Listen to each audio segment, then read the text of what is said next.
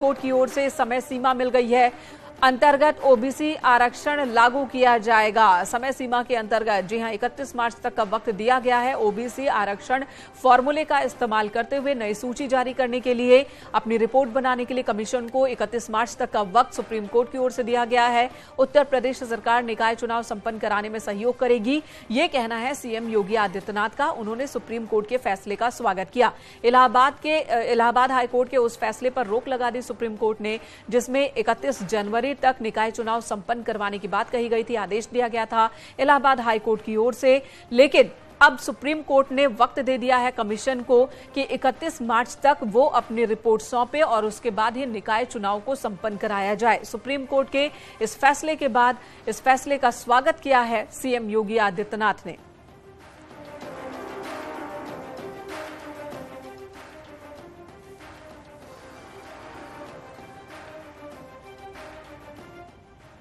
संकेत मिश्रा हमारे सहयोगी इस वक्त हमारे साथ फोन लाइन पर मौजूद है। संकेत, सीएम ने स्वागत किया सुप्रीम कोर्ट के फैसले का। 31 मार्च तक का वक्त कमीशन को सुप्रीम कोर्ट की ओर से भी मिल गया है। इससे पहले वो कौन सी दुविधा थी सरकार के सामने? एक तरफ चुनाव भी करवाना था, दूसरी तरफ कमीशन का गठन भी किया गया था। वो दुविधा पूरी तरह से खत्म।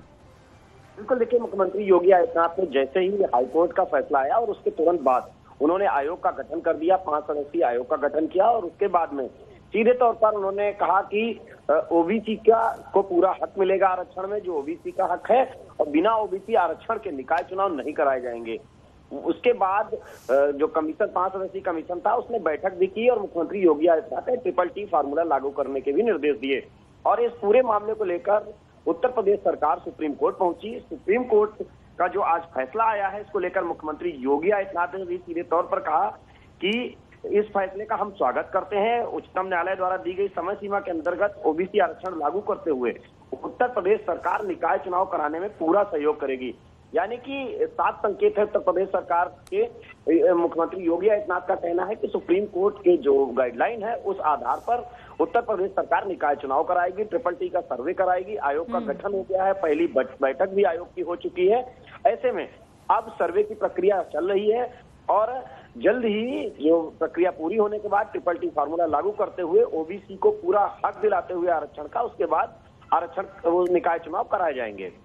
ठीक है संकेत, समाजवादी पार्टी की ओर से ये बात कही जा रही है कि सरकार ओबीसी को आरक्षण नहीं देना चाहती थी, लेकिन अब विपक्ष के सवाल उठाने पर और अदालत की ओर से फटकार लगने पर सरकार राजी हुई है आयोग के गठन को लेकर और आयोग फॉर्मूले को अपनाकर चुनाव करवाएगा अब, और अपनी जीत सुप्रीम कोर्ट के फैसले को बता रही है समाजवादी पार्टी। क्या इस पर भी कोई रिएक्शन आया है बीजेपी की ओर से, सीएम की ओर से? देखिए, भारतीय जनता पार्टी के तमाम बड़े नेता लगातार ये बात कहते आए कि जो फार्मूला आरक्षण का योगी सरकार ने लागू किया था, उसी आरक्षण के फार्मूले पर समाजवादी पार्टी सरकार में भी निकाय के चुनाव संपन्न हुए हैं। वर्ष 2017 में भाजपा सरकार में भी उसी फार्मूले पर चुनाव हुए और अगर कहीं पर कोर्ट के जो नियम हैं उनको पूरी तरीके से उत्तर प्रदेश सरकार मानने को तैयार है। और यही वजह थी कि हाईकोर्ट ने जैसे ही फैसला दिया उसके बाद मुख्यमंत्री योगी आदित्यनाथ ने तत्काल आयोग का गठन किया और सर्वे करा के ट्रिपल-टी फार्मूला लागू करने के निर्देश दिए। यही नहीं, सीधे तौर पर उन्होंने कहा कि निकाय चुनाव में ओबीसी को पूरा आरक्षण का लाभ देते हुए ही निकाय चुनाव संपन्न कराए जाएंगे, बिना ओबीसी आरक्षण के निकाय चुनाव नहीं कराए जाएंगे। और यही नहीं, भारतीय जनता पार्टी के जो तमाम नेता हैं, बड़े नेता, वो लगातार बयान देते आए कि समाजवादी पार्टी रोड़ा लगाने का काम करती है। यही वो वजह है कि ठीक है संकेत, धन्यवाद इस वक्त पूरी बातचीत के लिए, पूरी जानकारी देने के लिए। तो सीएम ने स्वागत किया सुप्रीम कोर्ट के फैसले का और ये भी कहा है कि सरकार पूरी तरह से सहयोग करेगी निकाय चुनाव को संपन्न कराने में।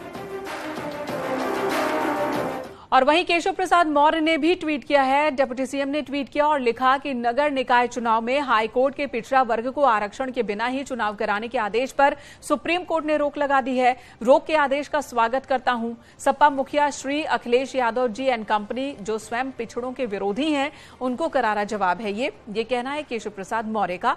उन्होंने हैशटैग लिखा है, पिछड़ों को आरक्षण देकर कराएंगे